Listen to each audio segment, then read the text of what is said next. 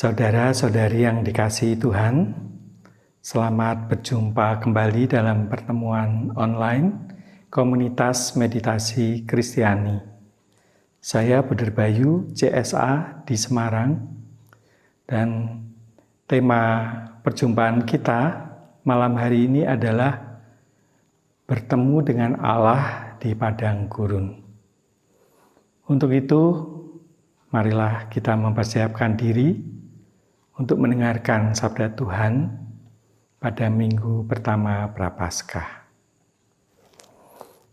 Marilah kita awali dengan membuat tanda kemenangan Kristus.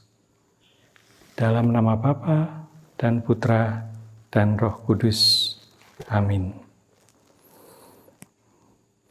Bacaan diambil dari Injil Markus bab 1 ayat 12 sampai 15. Segera sesudah itu, Roh memimpin dia ke padang gurun. Di padang gurun itu, ia tinggal 40 hari lamanya, dicobai oleh iblis. Ia berada di sana, di antara binatang-binatang liar, dan malaikat-malaikat melayani dia. Sesudah Yohanes ditangkap, datanglah Yesus ke Galilea, memberitakan Injil Allah. Katanya, waktunya telah genap, kerajaan Allah sudah dekat. Bertobatlah dan percayalah kepada Injil. Demikianlah sabda Tuhan. Terpujilah Kristus. Setelah penerimaan abu pada hari Rabu Abu, kita memasuki masa Prapaskah. Nah, dalam masa Prapaskah ini, kita semua diundang untuk pergi ke padang gurun. Padang gurun dapat berarti sebuah tempat terpencil, terpisah dari segala keramaian, atau dapat juga diartikan secara rohani sebagai suatu masa pemurnian diri. Di dalam bacaan Injil tadi, Santo Markus menceritakan kepada kita, segera sesudah itu, dalam konteks ini sesudah permandian Kristus, yang saat itu dipermandikan oleh Yohanes Pemandi, lalu Yesus dibawa oleh Roh ke padang gurun. Dan di padang gurun itu, ia tinggal 40 hari lamanya, dicobai oleh iblis. Ia berada di sana di antara binatang-binatang liar dan malaikat-malaikat melayani dia. Ia pergi ke padang gurun sebelum memulai karyanya di masyarakat. Dan ini di dalam kitab suci bukan untuk pertama kalinya Yesus tinggal di padang gurun. Dari waktu ke waktu kita melihat Yesus mengasingkan diri dari kerumunan orang banyak, menyendiri untuk menyegarkan kembali rohnya dalam keheningan. Pengalaman berjalan di padang gurun itu juga mirip dengan perjalanan meditasi kita. Sama seperti umat Israel yang mengembara di padang gurun, orang yang bermeditasi bergerak maju untuk suatu tujuan sambil menatap cakrawala di kejauhan. Tiang awan pada siang hari dan tiang api di malam hari seperti yang dialami umat Israel di padang gurun, membimbing kita dalam 2 kali waktu meditasi setiap hari. Allah menguji umat Israel di padang gurun. Ia berjanji untuk memimpin mereka ke tanah terjanji, tempat mereka dapat hidup bebas dan makmur. Tetapi umat Israel terombang-ambing antara percaya akan janji Allah dan keraguan terhadap janji tersebut. Saat memulai perjalanan mereka merasa bersemangat. Tapi kemudian dalam perjalanan mereka semakin ragu-ragu, semakin lemah. Seperti juga perjalanan meditasi kita. Ketika kita memulai perjalanan meditasi, kita seringkali juga bertanya-tanya di dalam kebimbangan. Apa yang saya peroleh dari meditasi? Kemana meditasi ini akan membawa saya? Apa manfaat yang saya dapat sebanding dengan jerih payah yang sudah saya lakukan? Beberapa dari kita sama seperti umat Israel, tergoda untuk kembali ke tanah Mesir dan hidup dalam perbudakan, daripada memilih untuk berjuang untuk mencapai tanah terjanji. Seringkali di dalam perjalanan meditasi kita pun, Allah seolah-olah terasa tidak hadir. Waktu meditasi, kadang kita merasa hampa dan timbul kebimbangan akan kehadiran Allah yang selalu setia sebenarnya. Namun, godaan-godaan tersebut adalah bentuk dari pencobaan di padang gurun dan merupakan bagian dari kodrat manusia yang tidak dapat dihindari. Cara kita menghadapi godaan melalui pengalaman padang gurun tersebut mengungkapkan siapa diri kita yang sebenarnya dan menguji kemantapan komitmen kita untuk bermeditasi. Di padang gurun kita mengenali adanya roh baik dan roh jahat di dalam diri kita sendiri. Keinginan untuk melayani Allah dan sebaliknya keengganan untuk melakukannya. Dan kekuatan ini selalu muncul dalam setiap gejolak batin. Pengalaman pencobaan ini membuat kita sadar bahwa kita tidak dapat mencapai kemajuan tanpa pertolongan Allah. Dan kita harus mengakui kalau kita sebenarnya sungguh hanya bisa tergantung sepenuhnya kepada Tuhan. Seperti Yesus dicobai di padang gurun, begitu pula kita akan selalu dicobai. Dalam kekosongan padang gurun, kita merasa kering dan seolah-olah Allah tidak hadir. Kita dapat tergoda untuk meninggalkan meditasi kita. Kita dapat mencari alasan bahwa kita akan melakukannya nanti. Di balik alasan yang kita cari tersebut,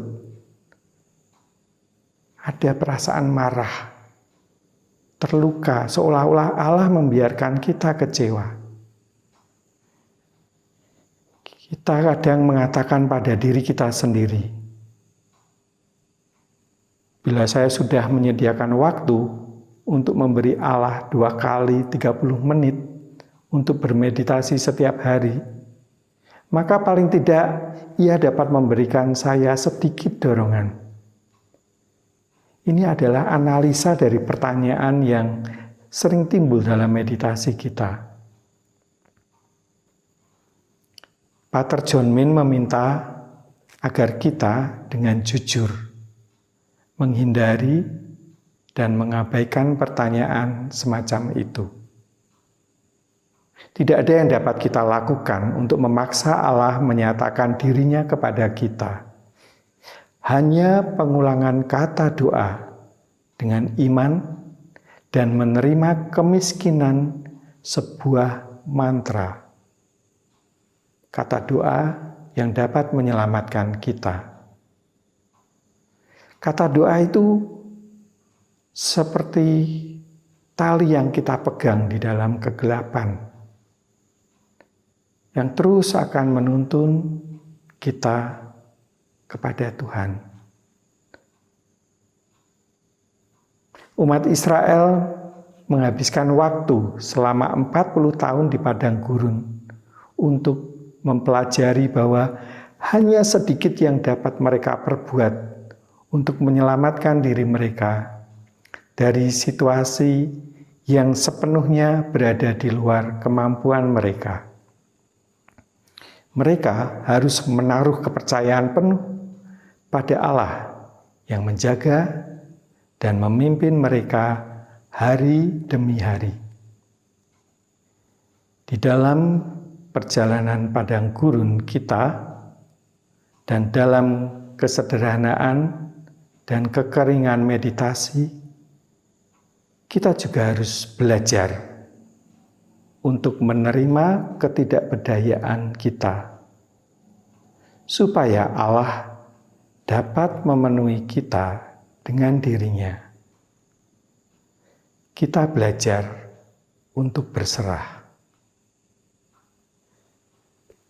Gereja sudah memberikan kita waktu-waktu untuk melakukan rekonsiliasi, seperti halnya masa Prapaskah ini. Ini adalah waktu yang berahmat, yang bisa kita gunakan dengan sungguh-sungguh untuk membangun kembali relasi kita dengan Allah, sesama, dan juga alam semesta.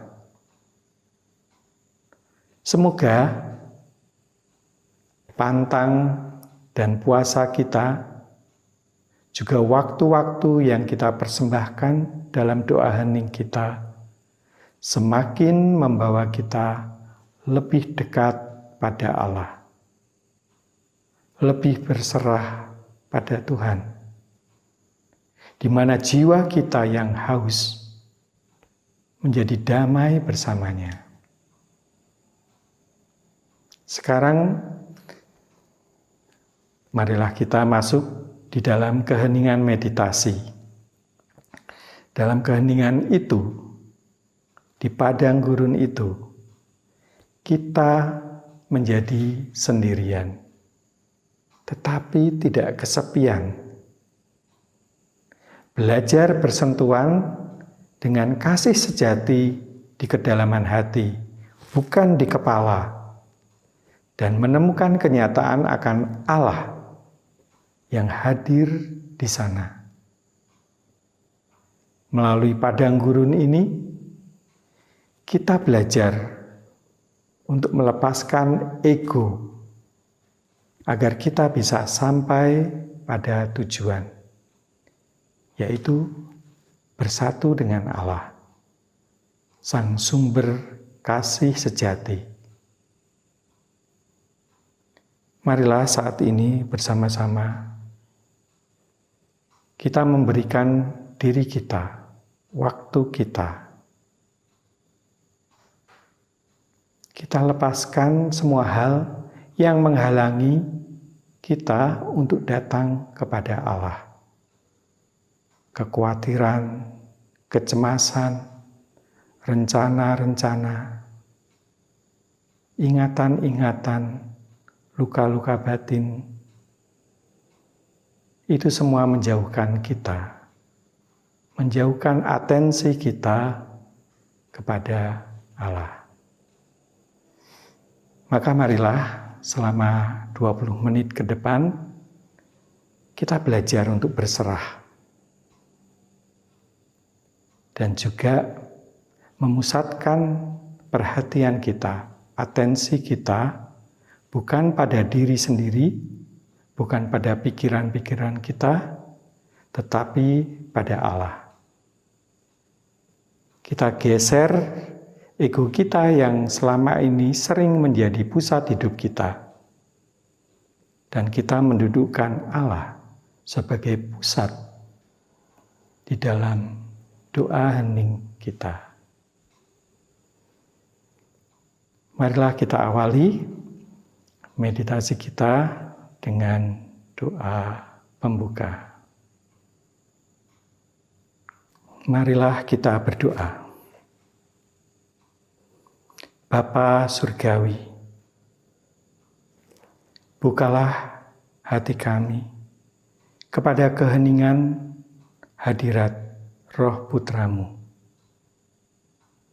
Bimbinglah kami kepada misteri keheningan ilahi,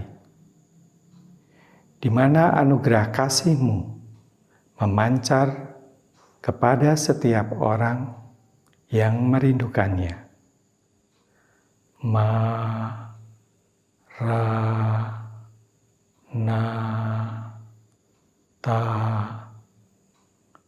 Datanglah Tuhan Yesus. Kita siapkan tubuh kita untuk tenang,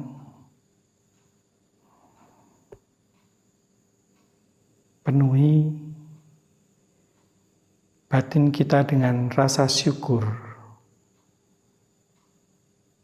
karena rahmat kehidupan yang diberikan oleh Allah kepada kita.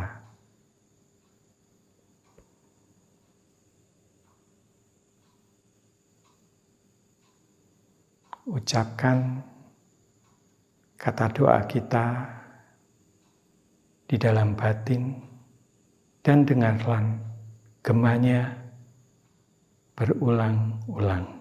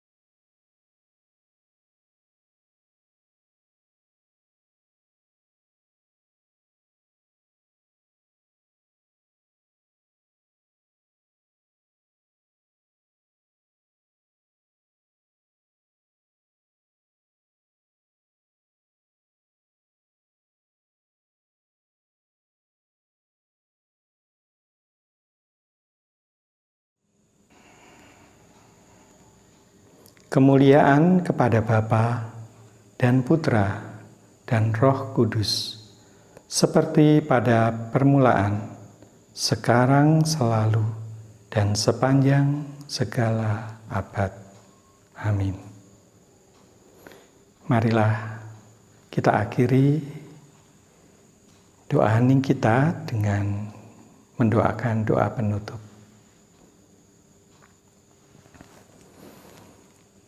Semoga kelompok meditasi ini menjadi rumah spiritual yang sejati bagi yang mencarinya.